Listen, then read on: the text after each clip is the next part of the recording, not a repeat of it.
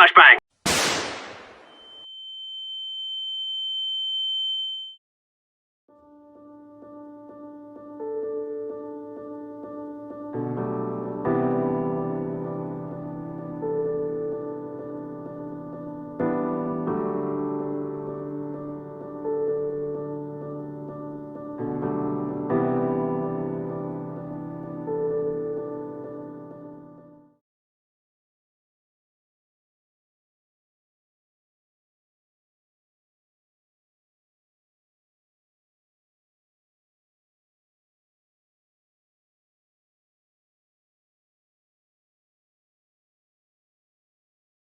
There was a lawyer once. His name was Francis Scott Key. He penned a song that I'm sure you're aware of. You've seen it. It's in most hymnals throughout our churches. It's called the national anthem. It is our song as an American. We go, however, to a ball game. We stand in our church services and we sing the words of that song, and they float over our minds and our lips, and we don't even realize what we're singing. Most of us have memorized it as a child, but we've never really thought about what it means. Let me tell you a story. Francis Scott Key was a lawyer in Baltimore. The colonies were engaged in vicious conflict with the mother country, Britain. Because of this conflict and the protractedness of it, they had accumulated prisoners on both sides. The American colonies had prisoners and the British had prisoners. And the American government initiated a move. They went to the British and they said, let us negotiate for the release of these prisoners. They said, we want to send a man out to discuss this with you. They were holding the American prisoners in boats about 1,000 yards offshore. And they said, we want to send a man by the name of Francis Scott Key. He will come out and negotiate to see if we can make a mutual exchange. On the appointed day in a rowboat, he went out to this boat and he negotiated with the British officials. And they reached a conclusion that men could be exchanged on a one-for-one basis. Francis Scott Key, jubilant with the fact that he'd been successful, went down below in the boats, and what he found was a cargo hold full of humanity, men. And he said, men, I've got news for you tonight. You're free. He said, tonight I have negotiated successfully your return to the colonies. He said, you'll be taken out of this boat, out of this filth, out of your chains. As he went back up on board to arrange for their passage to the shore, the admiral came and he said, we have a slight problem. He said, we will still honor our commitment to release these men, but it'll be merely academic after tonight. It won't matter. And Francis Scott Key said, what do you mean? He said, well, Mr. Key, he said, tonight we have laid an ultimatum upon the colonies. Your people will either capitulate and lay down the colors of that flag that you think so much of, or you see that fort right over there, Fort Henry? He said, we're going to remove it from the face of the earth. He said, how are you going to do that? He said, if you will, scan the horizon of the sea. And as he looked, he could see hundreds of little dots. And he said, that's the entire British war fleet. He said, all of the gunpowder, all of the armament is being called upon to demolish that fort. It will be here within striking distance in a matter of about 2.5 hours. He said, the war is over. These men would be free anyway. He said, you can't shell that fort. He said, that's a large fort. He said, it's full of women and children. He says, it's predominantly not a military fort. He said, don't worry about it. They said, we've left them a way out. And he said, what's that? He said, do you see that flag way up on the rampart?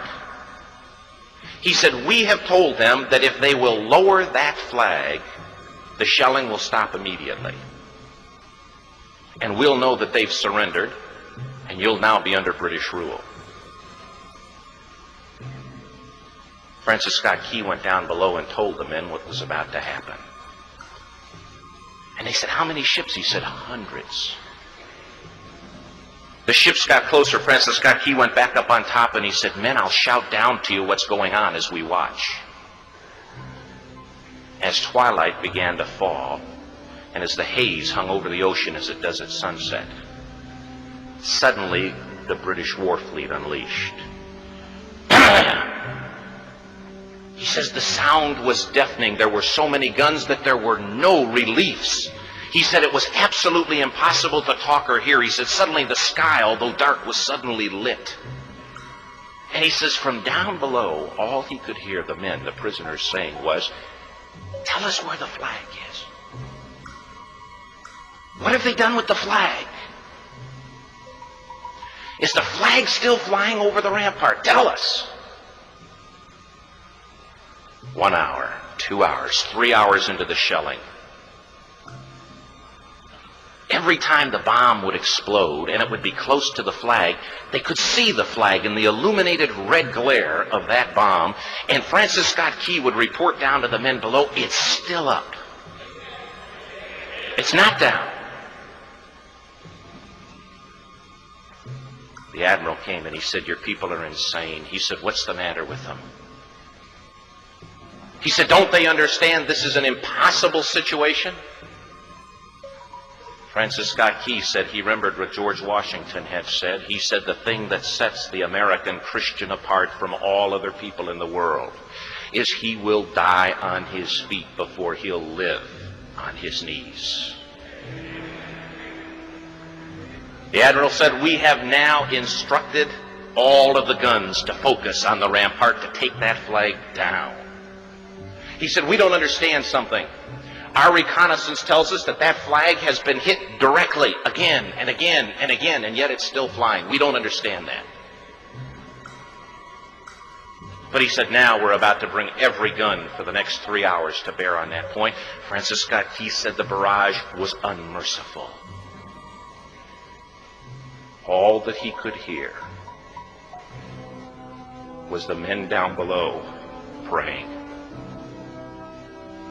The prayer, "God, keep that flag flying where we last saw it." Sunrise came. He said there was a heavy mist hanging over the land, but the rampart was tall enough. There stood the flag, completely nondescript, in shreds. The flagpole itself was at a crazy angle, but the flag was still at the top. Francis Scott Key went aboard and immediately went into Fort Henry to see what had happened. And what he'd found had happened was that that flagpole and that flag had suffered repetitious direct hits. And when it had fallen, but men, fathers, who knew what it meant for that flag to be on the ground, although knowing that all of the British guns were trained on it, walked over and held it up humanly until they died.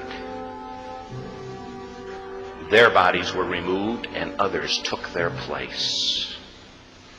Francis Scott Key said what held that flagpole in place at that unusual angle were patriots' bodies.